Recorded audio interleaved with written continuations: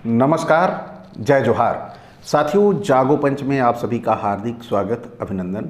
साथियों, अंधविश्वास और पाखंडों को खत्म करने की सीरीज में जागो पंच का आज एक बहुत ही महत्वपूर्ण ये वीडियो होने वाला है।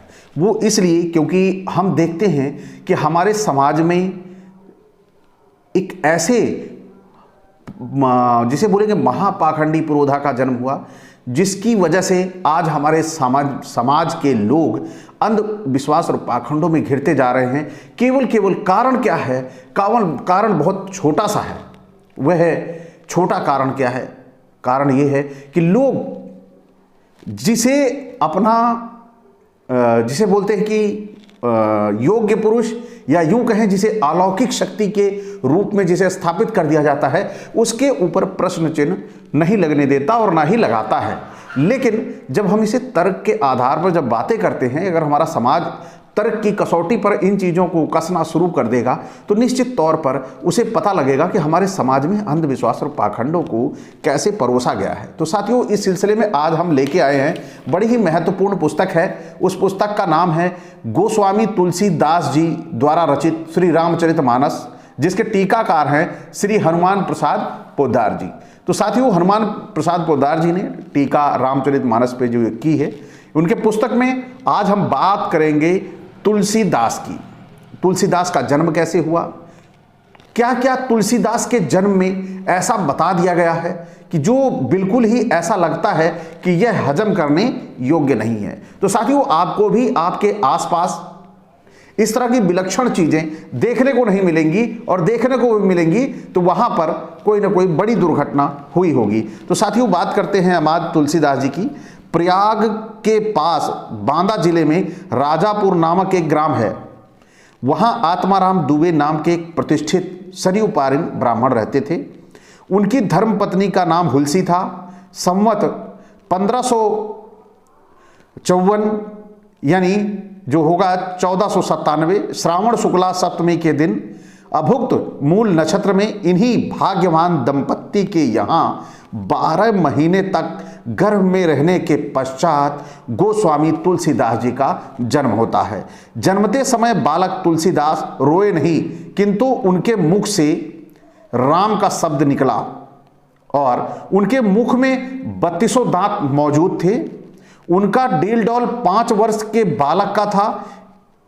तो आप सभी यहां पर गौर करिएगा, कुछ चीजें विलक्षण बताई हैं। यहां पर बताया है कि वह 12 महीने पे जन्म लिए।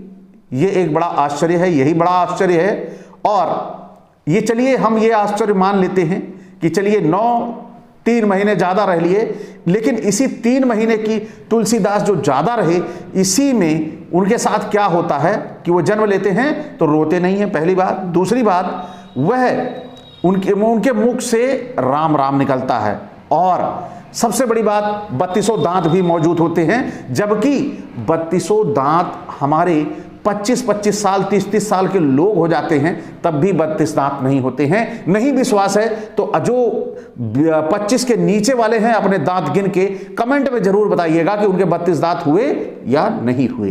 तो साथियों, आगे चलते हैं। फिर क्या कह रहे हैं, उनका डील डॉल 5 साल के बालक का था। तो आप सभी के पास मोबाइल है, क्योंकि आप सभी मोबाइल पे ये चीजें देख रहे हैं, तो सबसे पहले आप WHO की साइट पे जाइए, वहां पर एक स्वस्थ बालक का वेट चेक कर लीजिए, जो नॉर्मल उसका वेट क्या होना चाहिए 5 साल के बच्चे का। वहां पर 5 साल के बच्चे का आपका 18 के ऊपर ही दर्ज होगा।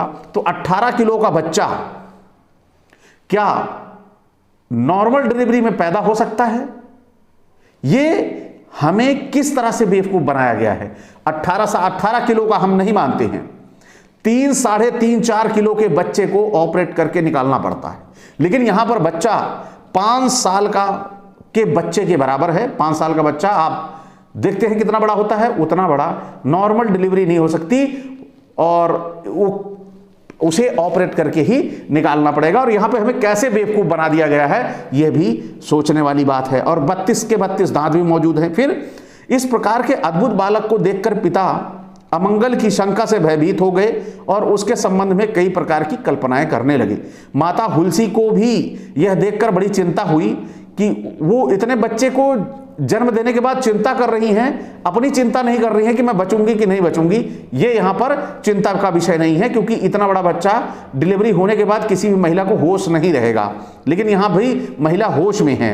और उन्होंने बालक के अनिष्ट की आशंका से 10वीं की रात को नवजात शिशु को अपनी दासी के साथ उसके ससुराल भेज दिया और दूसरे ही दिन स्वयं इस संसार से चल बसी, यानी मर ही गई आखिर। फिर आगे देखिए, दासी ने, जिसका नाम चुनिया था, बड़े प्रेम से इस बालक का पालन पोषण किया। जब तुलसीदास जी लगभग 5.5 वर्ष के हुए तब चुनिया का भी देहांत हो गया।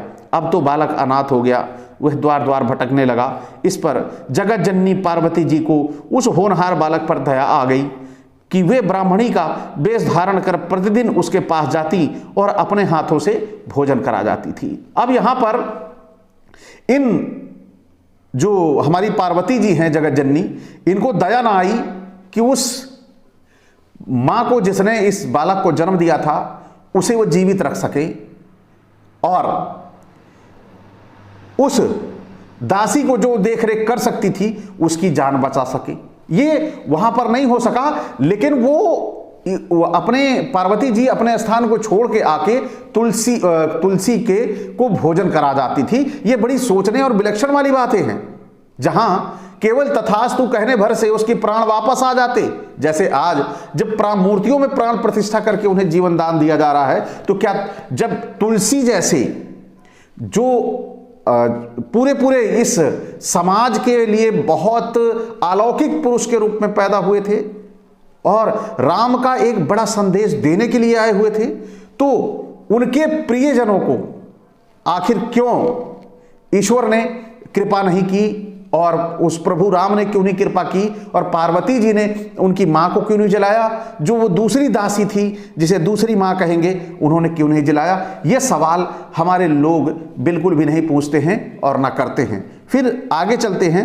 इधर भगवान शंकर जी की प्रेरणा से, देखिए शंकर जी भी साथ साथ हैं इनके, शंकर जी की प्रेरणा से रामशैल पर रहने वाले श्री अनंतानंद जी के प्रिय शिष्य श्री नर हरयानंद जी ने इस बालक को ढूंढ निकाला और उसका नाम राम बोला रखा। जबकि राम पहले बोला था, उस समय राम बोला नहीं रखा, लेकिन अब आके इन्होंने राम बोला रखा। तो उसे वो अयोध्या ले गए और वहां संवत यानी 1561 यानी 1504 माघ शुक्ला पंचमी को उसका यज्ञोपवीत संस्कार किया। बिना सिखाए ही बालक राम बोला ने गायत्री मंत्र का उच्चारण किया, जिसे देखकर सब चकित रह गए। कोई चकित होने वाली बात नहीं है, क्योंकि जिस समाज में हम रह रहे हैं वहां पर यहां सिखाने की बात नहीं है कि घर में कोई भी पूजा पाठ कर रहा होता है तो उसे सुनते हुए दूसरे याद कर लेते हैं। ये चकित होने वाली कोई बड़ी बात नहीं है। फिर आगे चलते हैं। इसके बाद नरहरि स्वामी ने वैष्णवों के 5 संस्कार करके राम बोला को राम मंत्र की दीक्षा दी। अयोध्या में ही रहकर उन्हें वह कंठस्थ हो जाता था और विद्याध्ययन करने लगे। अयोध्या में रहकर बालक राम बोला की बुद्धि बड़ी प्रखर थी। एक बार गुरुमुख से जो सुन लेते थे वह उन्हें याद हो जाता था। वहां से कुछ दिन बाद गुरु शिष्य दोनों शूकर क्षेत्र पहुंचे, सोरों जिसे कहा जाता है। वहां शेष सनातन जी के पास रहकर तुलसीदास ने 15 वर्ष तक वेद वेदांग का अध्ययन किया। इधर उनकी लोक वासना कुछ जागृत हो उठी और अपने विद्या गुरु से आज्ञा लेकर वे अपने जन्मभूमि को लौट आए। वहां आकर उन्होंने देखा कि उनका परिवार नष्ट हो चुका है। उन्होंने विधि पूर्वक अपने पिता आदि का श्राद्ध किया और वहीं रहकर लोगों को भगवान राम की कथा सुनाने लगे। अब यहाँ पे देखिए उनके पिताजी भी नहीं रहे, यानी इतनी सी उम्र में उनके सारे का पूरा परिवार चला जाता है और उन्हें राम का विशेष कृपा पात्र भी कहा जाता है। ये आप सभी को सोचना है। संवत 1583 1526 आयु 29 वर्ष, ज्येष्ठ शुक्ला 13 दिन शुक्रवार को भारद्वाज गोत्र की एक सुंदरी कन्या के साथ उनका विवाह हुआ।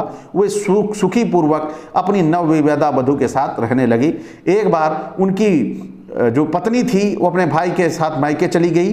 पीछे पीछे तुलसीदास से भी नहीं रहा गया, वो भी चल पड़े और जाके वहाँ पहुँच गए। उनकी पत्नी ने इस प्रकार उन्हें बहुत धिक्कारा और कहा कि मेरे इस हाड़ मांस शरीर के में जितनी तुम्हारी आसक्ति है, जितना प्रेम है, इतना प्रेम अगर तुम्हें ईश्वर या भगवान में होगा तो तुम्हारा बेड़ा पार हो जाएगा। अब ये स्वाभिमानी तुलसीदास को ये शब्द चुभ गए, उन्हें ये चोट लगी और वो वहाँ से निकल के तुरंत चल पड़े, रुके नहीं एक क्षण भी, और वह सीधा सीधा तुलसीदास जी प्रयाग पहुँच गए और वहाँ उन्होंने गृहस्थ वेश का परित्याग कर साधु वेश धारण कर लिया। फिर तीर्थाटन करते काशी पहुँचे। मानसरोवर के पास उन्हें काकभूषुंडी के दर्शन होते हैं।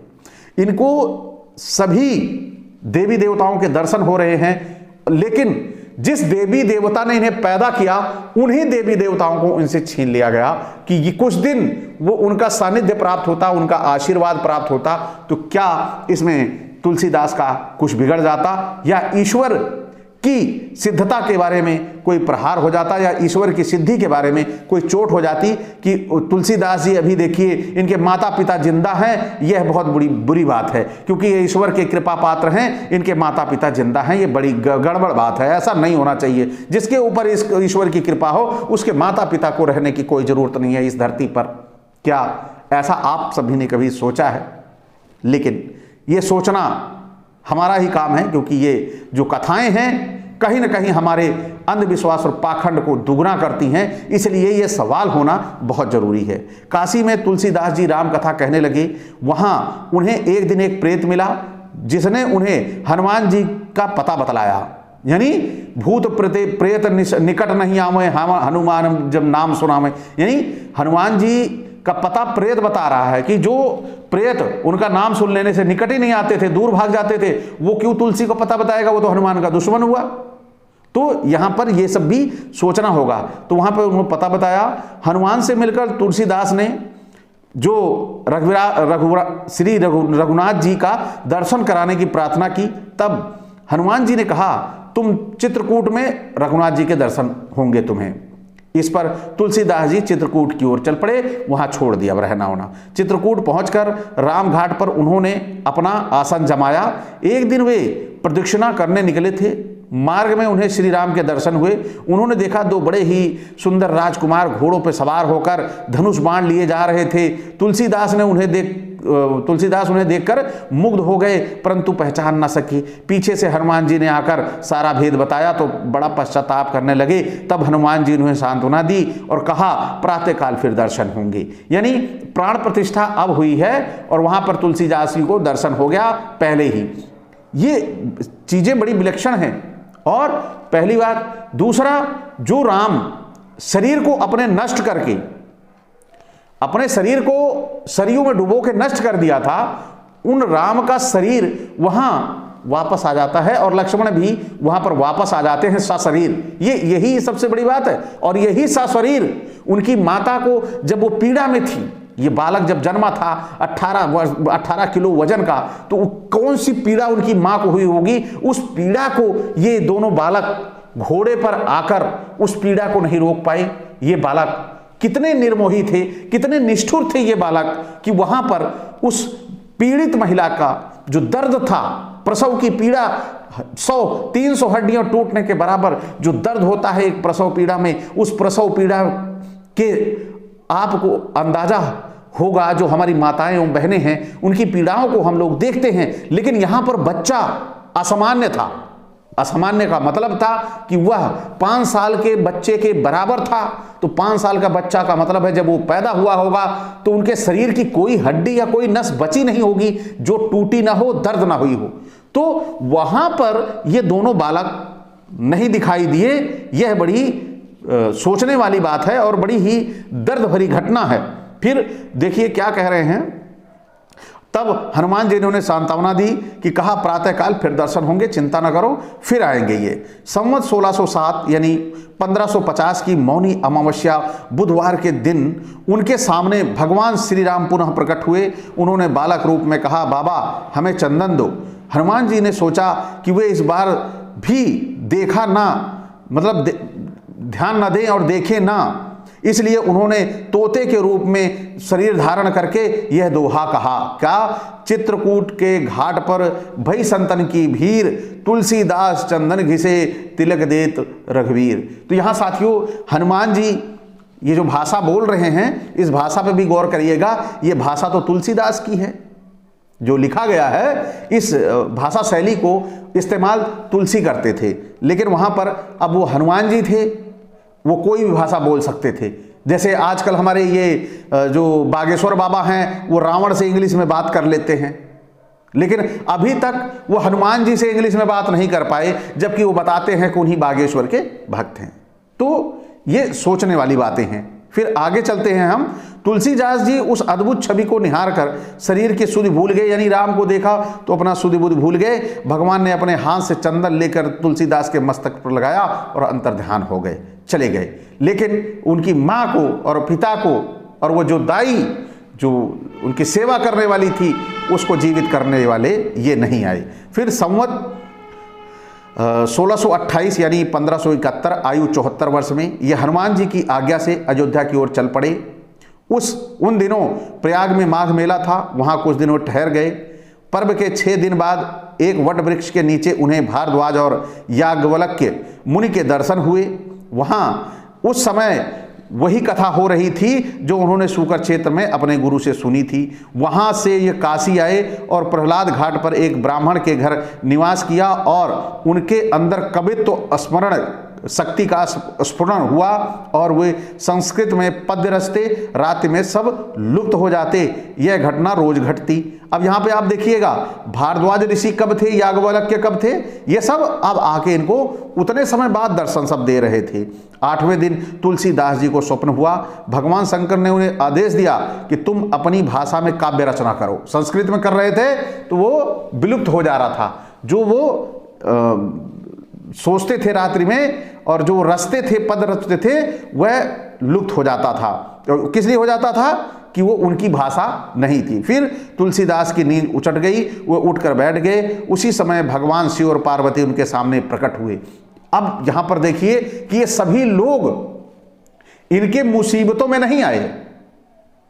जब ये पूरी तरह से स्वस्थ थे तब इनके पास थे, और जब इनके माता पिता इतनी पीड़ा से गुजर रहे थे तब ये शिव पार्वती भी नहीं आए। अब देखिए यहाँ पे तुलसीदास ने उन्हें साष्टांग प्रणाम किया। शिव जी ने कहा तुम अयोध्या जाकर रहो और हिंदी में काव्य रचना करो। और यहाँ पर देखो लिखा गया है हिंदी में काव्य रचना करो, और उन्होंने हिंदी अवधि में कर डाली। ये भी बड़ी बात है। मेरे आशीर्वाद से तुम्हारी कविता सामवेद के समान फलवती होगी। इतना कहकर भी गौरी शंकर अंतर्ध्यान हो गए। तुलसीदास जी उनकी आज्ञा सिरोधार कर काशी में चले गए। फिर संवत 1631 यानी 1574, उम्र इनकी 77 वर्ष हो चुकी थी। उस साल रामनवमी के दिन प्राय वैसा ही योग था जैसा त्रेता युग में राम के जन्म वाला था। उसी दिन प्रातःकाल श्री तुलसीदास ने श्री रघुनाथ मानस की रचना प्रारंभ की। 2 वर्ष 7 महीने 26 दिन में ग्रंथ की समाप्ति हुई। संवत 1633 ईयर 1556, आयु 71 वर्ष 79 वर्ष के मार्गशीर्ष पक्ष में राम विवाह के दिन 7 कांड पूरे हो गए। यहाँ पर आप जो समय है उस समय के अंतराल को देखिए और समझिए ये कैसी पुस्तक इतने दिनों में लिखी गई थी। इसके बाद भगवान की आज्ञा से तुलसीदास जी काशी चले आए। वहाँ उन्होंने भगवान विश्वनाथ और माता अन्नपूर्णा को श्री रामचरितमानस सुनाया। रात को पुस्तक श्री विश्वनाथ के मंदिर में रख दी। सवेरे जब पट खोला गया तो उस पर लिखा हुआ पाया गया सत्यम शिवम सुंदरम, और नीचे भगवान शंकर की सही थी यानी सिग्नेचर था। उस समय उपस्थित लोगों ने सत्यम शिवम सुंदरम की आवाज भी कानों से सुनी। इधर पंडितों ने यह बात जब सुनी तो वो ईर्ष्या से जलने लगे। वे दल बांधकर तुलसीदास की निंदा करने लगे और उस पुस्तक को भी नष्ट कर देने का प्रयत्न करने लगे। उन्होंने पुस्तक चुराने के लिए 2 चोर भेजे। चोरों ने जाकर देखा कि तुलसीदास कुटी के आसपास 2 वीर धनुष बाण लेकर पहरा दे रहे हैं। अब यहाँ पर बड़े गौर करिएगा, वह 2 बालक जो वो पहरा दे रहे थे ये वही बालक थे राम और लक्ष्मण।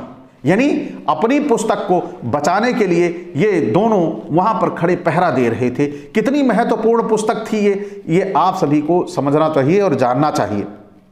अब देखिए, इसी महत्वपूर्ण पुस्तक को इनकी सुरक्षा के बाद जो पूरी दुनिया की सुरक्षा करने वाला था, इनकी सुरक्षा पे विश्वास न करके तुलसीदास ने यह पुस्तक कहां पहुंचा दी, ये आप आगे देखिए।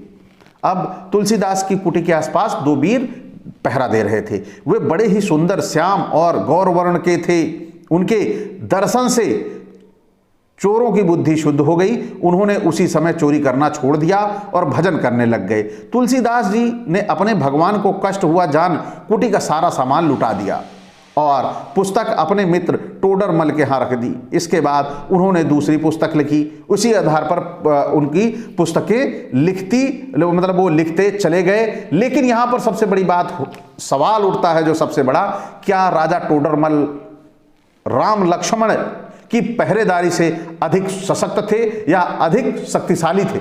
यह बात हमें आपको सोचनी चाहिए। और जब तक हम सोचेंगे नहीं, तब तक हम कभी भी ये विश्वास नहीं कर पाएंगे कि हमारा भी मानवीय वजूद है, हमारे पास भी अपना विवेक है। तो साथियों, आज की ये जो कहानी है कि जो भगवान थे वह आ जाते थे और लोग भगवानों से सहर्ष मिला करते थे। जिसका जब दिल आता था वह भगवानों से मिल लिया करता था। इसके बारे में आप सभी ये भी देखिए कि जो भगवान विश्वनाथ थे वह स्वतः ही इस पुस्तक की रक्षा के लिए उन्होंने पुराणों के ऊपर वो पुस्तक रख दी। मंदिर में ताला बंद था।